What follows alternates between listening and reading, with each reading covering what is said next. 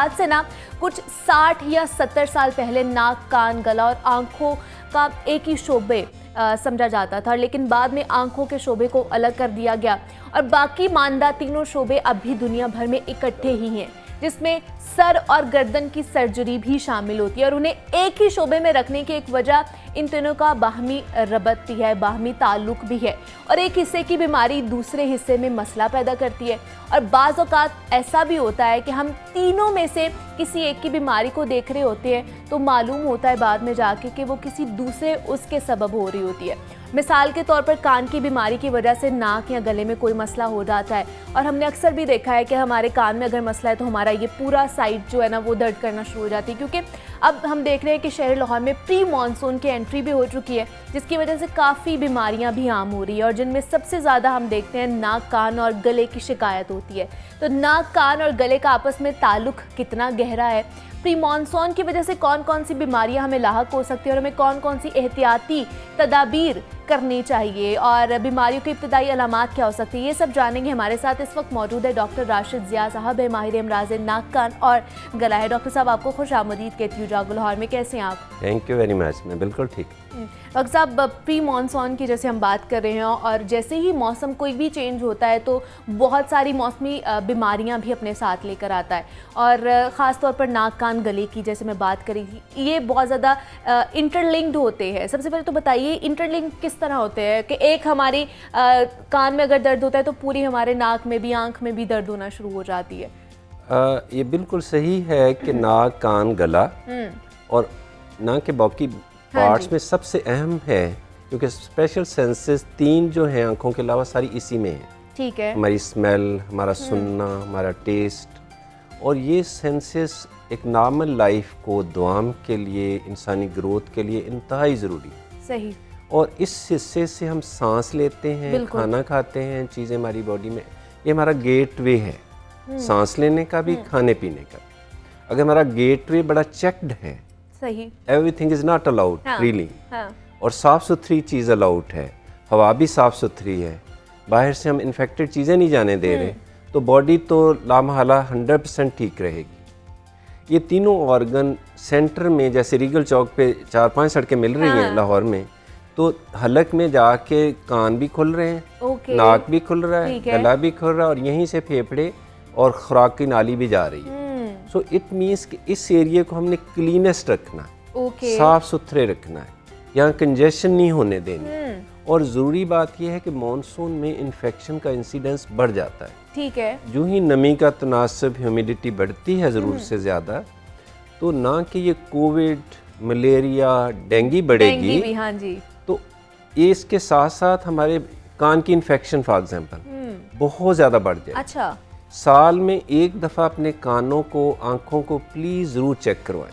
ठीक है। निप the evil in the but, वक्त से पहले चीज़ दिखाने से बेहतर है कि ये चीज़ को 100 ईयर से ज़्यादा चलने वाली चीज़ें हैं, और अगर आप इसको मैनिपुलेशंस ना करें, कान साफ हरगिज़ ना करें, साल में एक दफ़ा दिखा लें, वहाँ डेब्रीज है, वैक्स है, उसको साफ़ करवा लें, तो अल्टीमेटली आपके कान बिल्कुल ठीक रहेंगे। लेकिन हमारे यहाँ पे ये है ना कि कॉटन बर्ड्स यूज़ कर लेते हैं हम लोग और कान साफ़ करने के लिए, अगर कान की बात करें, और भी बहुत सारे टूल्स हैं जो हम खुद ही से यूज़ कर रहे होते हैं, तो उनकी वजह से भी इन्फेक्शन हो सकते हैं हमारे कानों के। नार्मली कान ऑलमाइटी ने, क्रिएटर ने इतना ब्यूटीफुली डिज़ाइन किया हुआ है कि किसी सफाई की ज़रूरत नहीं। अच्छा। नहाने के बाद, फेस वॉश करने के बाद, पूरी दुनिया में आपको 3 टॉवल दिए जाते हैं, hand towel, face towel, body towel. हमारे 10 माह गर्मी पड़ती है, ना भी टॉवल यूज़ करें, इट्स इक्वली गुड। लेकिन कान में कोई भी चीज़ ना फेरें। अगर आपके नाखून हैं तो उंगली भी ना उसमें डालें, सिर्फ टॉवल से बाहर से जितनी सफाई कर सकते हैं ये अलाउड है। किसी भी सूरत में बर्ड को, किसी भी और ऑब्जेक्ट को कान के अंदर ना फेरें।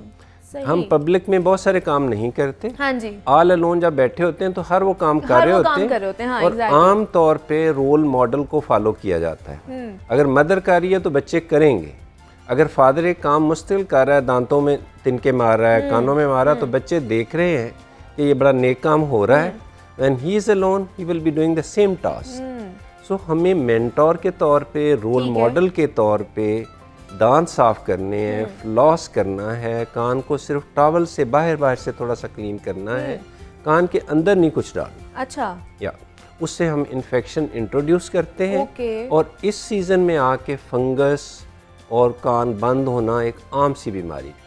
और वो लोग जिनको शुगर है वो तो अज़ हद बहुत कोशिश करें कि अपनी शुगर भी ना इसलिए कंट्रोल रखें और ऐसा काम हरगिज़ ना करें, क्योंकि उनमें एक दफ़ा इन्फेक्शन होगी तो it will go for weeks and weeks. और शायद एंटीबायोटिक से भी कंट्रोल करनी आसान नहीं हो। मतलब ये इतना खतरनाक हो सकता है। That's right, that's right. तो एक जैसे हम आंखों की बात करते हैं कि जाके एटलीस्ट 6 महीने बाद चेकअप करा लें, इसी तरह कानों का भी ये जो है 6 महीने बाद, ये चले साल बाद ही जाके चेकअप करा लिया जाए। That's true, that's true. साल में एक दफ़ा दिखा लेना बेहतरीन हल है कि ये चीज़ें ऑप्टिमम भी रहेंगी और बहुत बीमारी को हम शुरू से पकड़ लेंगे, इसलिए हम बहुत सारे मसाइल से बच जाएंगे। लेकिन ये कान, नाक और गले की बीमारियां ज़्यादातर हम देखते हैं कि बच्चों में भी ये ज़्यादा पाई जाती हैं और इस मौसम में ज़्यादा होती है, तो बच्चे ज़्यादा इन्फेक्टेड हो जाते हैं इससे, ये मौसम ही है। जी, जब बच्चों की एज 5-6 साल से छोटी होती है तो उनमें मुदाफ़ियत नहीं होती, उनमें इन्फेक्शन होने का चांस मैक्सिमम है। बच्चे छोटे हर चीज़ सीख रहे हैं, दे आर लर्निंग, और वो हर चीज़ को टच करते हैं, मुंह में डालते हैं, कान में डालते हैं, अपने नहीं डालते तो अपने फ्रेंड के डालते हैं या बहन भाई के डालते हैं। कानों में चीज़ें डालना, नाक में डालना, ये पूरी दुनिया में एक आम है। छोटे बच्चों के लिए वो सीख रहे होते हैं समथिंग न्यू। अल्टीमेटली बच्चे के कान में कुछ भी दर्द हो रही है, नाक से पानी, ब्लड कुछ डिस्चार्ज आ रहा है, समझिए कि उसके कान में, नाक में कुछ चीज़ चली गई है। अच्छा। और ख़ुद से निकालने की प्लीज़ कोशिश ना करें।